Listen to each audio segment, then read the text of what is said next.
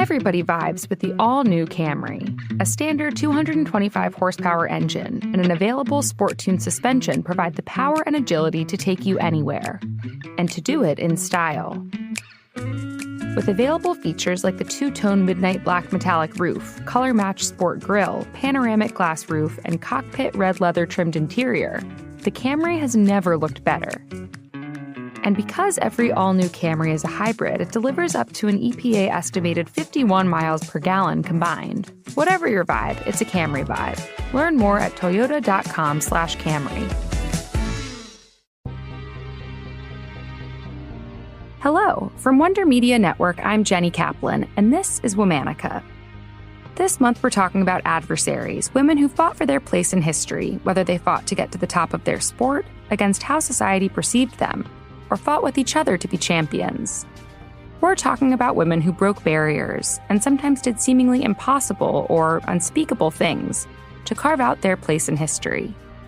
This episode of Womanica is brought to you by the all-new Toyota Camry. Today we're talking about a figure skating superstar. She fought hard against discrimination to practice her passion, and she earned herself a spot in the U.S. Figure Skating Hall of Fame. Throughout her life, she paved the way for other skaters of color to do the same. Let's meet Mabel Fairbanks. Mabel was born in 1915 in the Florida Everglades. Her father was Black and her mother was part Seminole. Together, she had 13 brothers and sisters. Her parents died when she was young, and one of her sisters took care of her for some time. Then Mabel wrote to her brothers in New York City. Could she maybe come and live with them for a while? They accepted, and Mabel made her way to the Big Apple. Mabel made it a few weeks working for her brother's fish market in Harlem before she got caught giving free fish and extra change to her customers.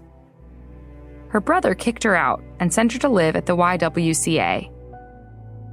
Mabel was homeless and at just 8 or 9 years old, still too young to apply for jobs. Then one day, a woman found her sleeping in a park and offered her work as a live-in nanny. The family's apartment overlooked Central Park. Mabel spent her afternoons tending to the baby and staring out the window at the park below, watching as skaters carved dizzying circles into the frozen lake. Soon, she bought a pair of ice skates from a pawn shop for $1. They were too big, but she took them to the park and started teaching herself how to skate anyway. Seeking to sharpen her skills, Mabel wanted to get on a real ice rink. She clipped out coupons from the newspaper for free skating sessions at rinks across the city.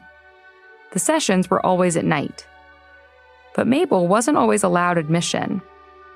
This was decades before the American Civil Rights Movement, and rinks frequently displayed signs reading "Colored trade is not solicited."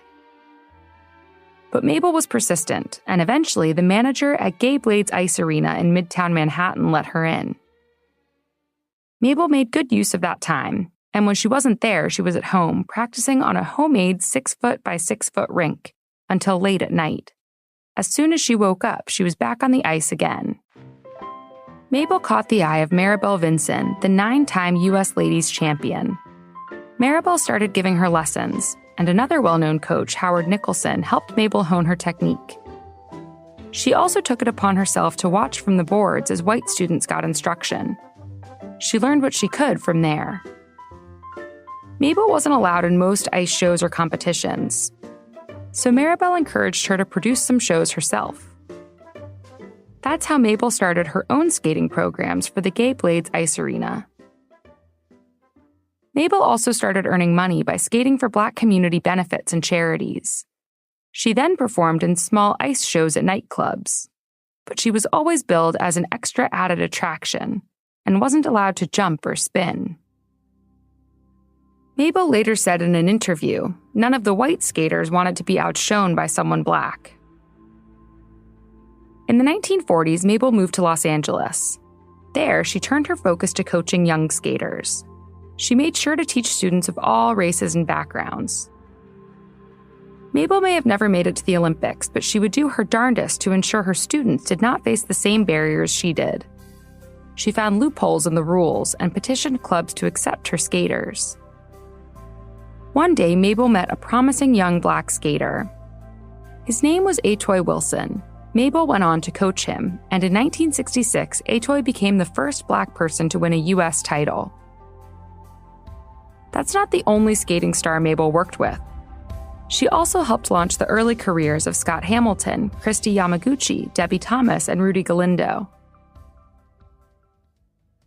Mabel coached until she was 79 years old. Then, in 1997, her impressive efforts were officially recognized by the institutions that for so long excluded her. She became the first Black person to be inducted into the U.S. Figure Skating Hall of Fame. Mabel passed away in September of 2001. She was 85 years old. She was buried at the Hollywood Forever Cemetery, marked by a plaque engraved with a pair of skates and the words, "Skatingly Yours," the same words she would use when she signed autographs. All month, we're talking about Adversaries. For more information, find us on Facebook and Instagram at Womanica Podcast.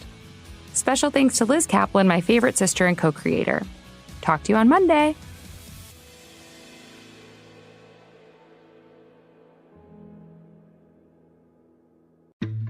Everybody vibes with the all-new Camry. A standard 225 horsepower engine and an available sport-tuned suspension provide the power and agility to take you anywhere, and to do it in style. With available features like the two-tone midnight black metallic roof, color-matched sport grille, panoramic glass roof, and cockpit red leather trimmed interior, the Camry has never looked better. And because every all-new Camry is a hybrid, it delivers up to an EPA estimated 51 miles per gallon combined. Whatever your vibe, it's a Camry vibe. Learn more at toyota.com/Camry.